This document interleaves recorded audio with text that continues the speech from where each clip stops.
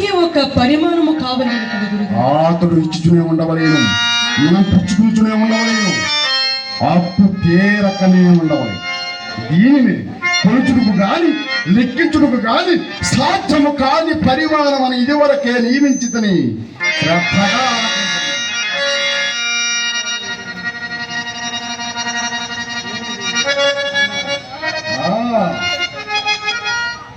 అర్థమైనదా? ఏమో సంధ్యావందనమే రాదని నుడుగుతవి, మార్గం మధ్యన మార్చించో ప్రమాదమగును. నా ముందు ఒక్కసారి వదిలివేయము.